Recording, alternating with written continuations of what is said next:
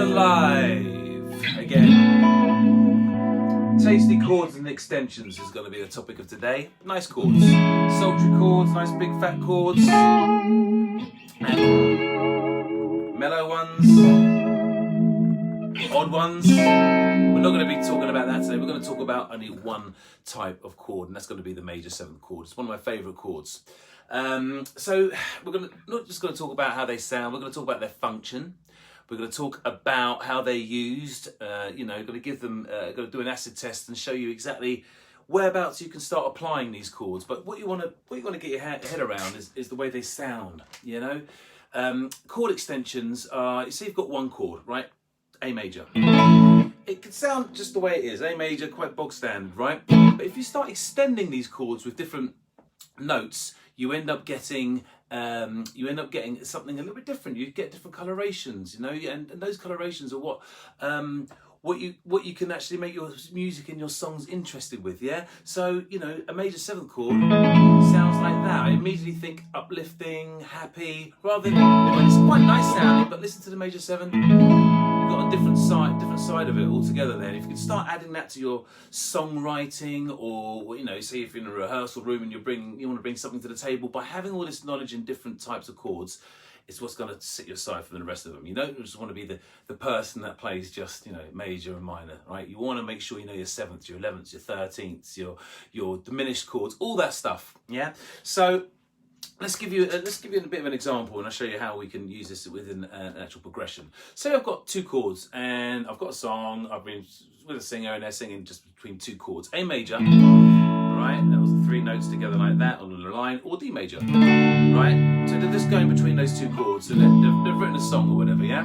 Okay, so if you take that second chord, the D, and create a D major 7th on it, right, you'll end up getting a totally different type of sound. So you say you've got your A major, which is fair enough, you're singing it, you're playing it, and then instead of going to the D, right, sounds nice, but if you played a D major 7 instead, it'll sound like this. So you're playing A, and then D major 7. Now that D major 7 really takes you a different place. You can even go A major 7, right, and D major 7. And that takes you into a completely different area of songwriting, I think, where you're just a little bit more original, yeah? So, and I've done this with loads of my students, and you've got to think, what does this chord have? What colour does it bring to the table? What sort of personality does it have? What's the function of it? And by doing that, you can make your practice really creative, and practice should be creative. It shouldn't be just about learning chords and their shapes. You should put it into a real-time based situation where things are a little bit more interesting. So making your practice musical is really, really, really important. It makes your practice time fly. You'll practice more by doing this. There's no doubt about that. So we've got our chord extensions. Remember, there's different types of chords as well. There's ninths. There's a ninth. It's kind of cool.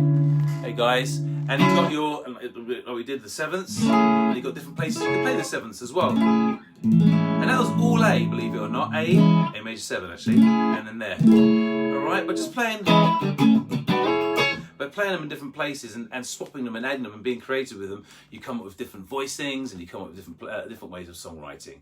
All right, so my A major 7 could be there, and my D major 7 could be there rather than there. All right, again, the two different types sound different to each other. So by learning the different places of their different places and different patterns, that's another thing altogether, right? That's completely off the chart, because this is a drop in the ocean when it comes to sort of songwriting, when it comes to playing chords and being able to see a chord chart and know what you're talking about within a rehearsal or something, or whatever, or a songwriting session.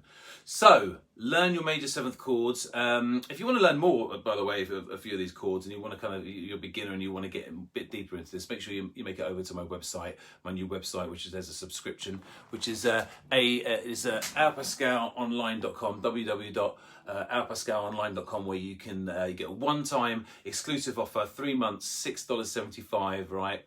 You get tons of stuff, not just about major, minor chords. You've got riffs, you've got intros, you've got some improvising, know how to slide, know out how to do hammer-ons, pull-offs. There's so many different things you need to learn to get into your little trick bag, to then go off to your rehearsal room and be able to sort of use all these different things. Try something different. You know what? If you have got a guitar kicking around, make sure you just pick it up. There's no harm in trying something different. You know, you need to do that. Just see how you feel, see how you get on. Take it nice and easy. There's a free course on my website as well. Just 6 lessons, and it's sent straight into your inbox, and you'll get 1 a day, and it'll just tell you the different string names and everything. So that's a real nice beginner's course for you to, and you don't pay anything, and you'll learn a few chords and learn how to make your way around a few different ways on a fretboard. So there's that. So we've looked at voicings, we looked at major 7th chords, we looked at their different uses, their functions, how you can just swap a chord, put an extension in there and make it sound a lot more interesting. All right. So that takes us to, if there's any questions, have a look. Hi, mate. I have got the backpacker, Lou. Yeah, mate, that's right there. Now, Lou Spiro is my original mentor, actually. He was the dude that got me playing guitar in Cyprus. I got a call from my history teacher, a guy called Marcus Holmes, and I was working in one of my dad's shops, and he said, go down and check this guy Lou Spiro out. So I did, and he gave me a guitar, and I played that night with him, and I was only like, I don't know, 16 or something, but it was the turning point for me. So Lou, hello mate, I owe a lot to you, man. And that is his backpacker. He taught me loads, Lou, and that is, I bought that off him. That was a guitar I used to take around on my moped when I first started Al Pascal Music, bringing fun music lessons to the people of Barnet. And Finchley and all the rest of it in the surrounding areas. And we do face-to-face lessons, of course we do, as well as online stuff at the moment. But anyway, so yeah, it's a good guitar, that Martin, Lou. I've got a bit of different Martin now. I've got a bigger one that I was bought at East Barnet. I was given it at East Barnet Festival last year as a present for holding 10 years of concerts. Anyway, I'm going off on one now. So take a little look, dig your guitar out. Try some different chords, learn a chord a day, a chord a week, it doesn't really matter. Try and put it into some sort of function and see how you get on. All right, cool. All right, Jude, there's Jude as well. All right, another dude from Mount Grace. How you doing, man? I hope you're well. I was just talking about major 7th chords and how to use them. Do you remember your major 7th chords? The thing about chords, I found from teaching a lot of people, they don't remember the names of them. Now, you need to remember the name of chords, really. It'll make your lessons better. It'll make your progress in the rehearsal room better. And you just need to get your head around the names of them. Now, a good way of doing that would be possibly to maybe get a song chart or a chord chart of a song you know, and just try not to look at the chords. And every time you don't know a chord, then research it and try and remember it and remember the name. It does make a big difference, right? We were doing major 7th chords today, Jude. Maybe you could dig your guitar out and have it all play.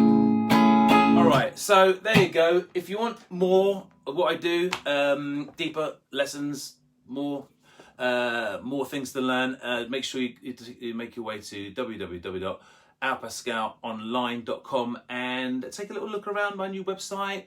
It's and if you subscribe, like I said, $6.75, and you get 3 months, and it'll take you through the beginnings of guitar. You get 10 episodes, packed with stuff. All right, and lots of nice little nuggets to get you over the hurdles that you're going to find. And I'm at the other end of a call as well. Remember that, or a message. Make sure you message, ask me questions, all that stuff. All right, I'm here to chat to you guys.